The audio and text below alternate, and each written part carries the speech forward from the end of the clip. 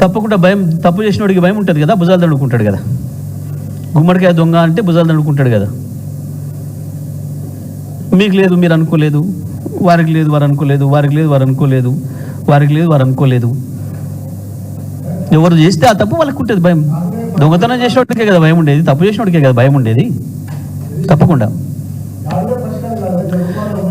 మేము దాడేం చేయలేదే, ఇంకా మేము దాడేం చేయలేదే, పరిష్కారం చేసినాం.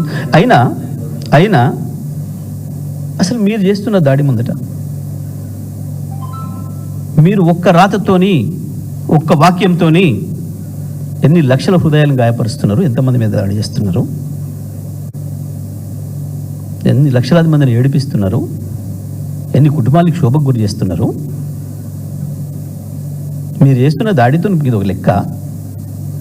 వాళ్ళ కోపం వస్తే వ్యక్తీకరిస్తే ఇంకా ఉంటుంది.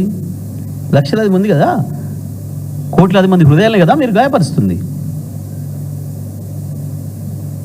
దేనికి హద్దు ఉండాలి కదా, దేనికైనా. ఏం ఆధారంతో నువ్వు కేసీఆర్ పేరు, కేటీఆర్ పేరు పెడుతున్నావు దీంట్లో? ఎవడన్నా మీకు ఎవరిని చెప్పిండా? కంప్లైంట్ ఇచ్చినోడు చెప్పిండా? ఎవరైనా ఏ పోలీస్ అధికారి అయినా, విచారణ అధికారి అని చెప్పిండా? పుంకాలుగా ఎందుకు రాస్తున్నారు, ఎట్లా రాస్తున్నారు? దీనికి సమాధానం చెప్పు. నువ్వు నిజమైన మీడియా హౌస్ అయితే దీనికి సమాధానం చెప్పు. ఇప్పటి వరకు ఒక్కరు ఎవరైనా ఎంత దుర్మార్గంగా ఆడవాళ్ళ ఫోటోలు వేసి, కేసీఆర్ ఫోటో, కేటీఆర్ ఫోటో వేసి, నేను దిగజారట్లేను. కానీ మా వాళ్ళు చాలామంది అంటున్నారు వాళ్ళ దగ్గరతో వీళ్ళ దగ్గర ఫోటో వేసిండు, మరి వేసినోడు వాడు కుటుంబ సభ్యుల ఫోటో వేయమను కేసీఆర్తో, కేటీఆర్తో, మరి అదెందుకు వేస్తలేడు వాడు అని మాట్లాడుతున్నారు కింద ప్రజలు. అంత కోపానికి వస్తున్నారు. వాళ్ళ కుటుంబాలు కావా? మీరు వేసిన మహిళల కుటుంబాలు కావా? ఏ కుటుంబంలో అయినా ఒకరి గురించి కంప్లైంట్ చేసిండ్రా? కేసీఆర్ పేరు, కేటీఆర్ పేరు మాట్లాడిండ్రా ఎవరైనా? ఏ విచారణ అధికారి అయినా మాట్లాడినా ఇప్పటి వరకు కేసీఆర్, కేటీఆర్ల పేర్లో? ఇష్టం వచ్చినట్టు నువ్వు రాయటం, నువ్వు ఇష్టం వచ్చినట్టు మాట్లాడడం అనేది దాడి కాకపోతే ఏంది?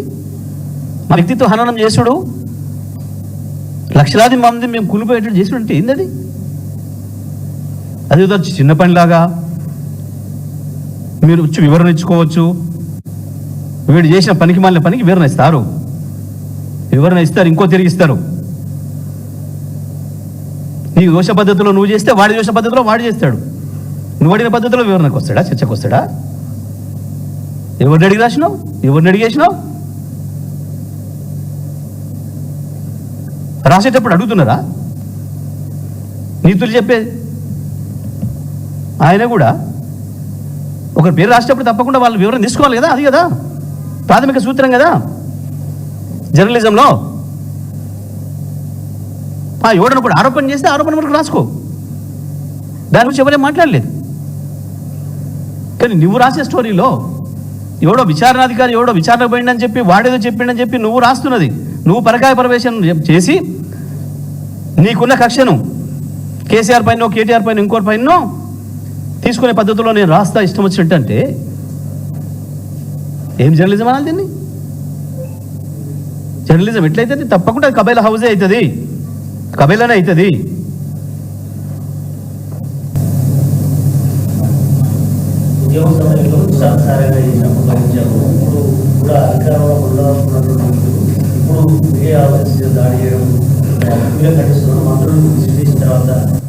చెప్పిన కదా అదే ఆ మంత్రులు నీతి సూత్రాలు ఏ జర్నలిస్ట్ రంగం చెప్పదు.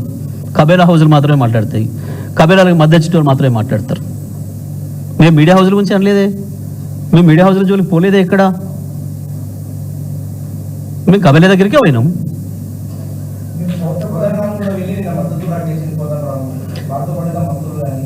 పాపం ఓకే ఉంటాయి, ఎందుకుండవు? మావి కూడా ఇంకా కఠినంగా ఉంటాయి, మావి కూడా ఇంకా కఠినంగానే ఉంటాయి. ఈ కఠినాలకి ఏం భయపడడానికి లేము. వీళ్ళకంటే మొనగాలి కదా, వీళ్ళ బాసులే కదా, మేము ఎదుర్కొని వచ్చింది వీళ్ళ బాసులను కదా. వాళ్ళు తయారు చేసిన బొమ్మలు ఇవి, వాళ్ళు తయారు చేసిన బొమ్మలు కదా ఇవి. వీళ్ళ బాసుల నుంచి కదా కేసీఆర్ తెలంగాణ విముక్తి చేసి తీసుకొచ్చిండు. డ్రాగన్ నోట్ల నుంచి కదా తెచ్చింది మేము తెలంగాణను. గీ ఉడుతూపులక ఎన్ని రోజులు ఇలా భాగవతం మేము అది కూడా చెప్తున్నా. అప్పటిదాకా అవుతామని కూడా అంటలే నేను. ఏందో మాకు అధికారం వచ్చినాకనే ఏదో చేస్తాను కూడా అంటలే నేను. మేము ఎన్నడూ ఆశలు వదులుకొని వచ్చిన వాళ్ళం.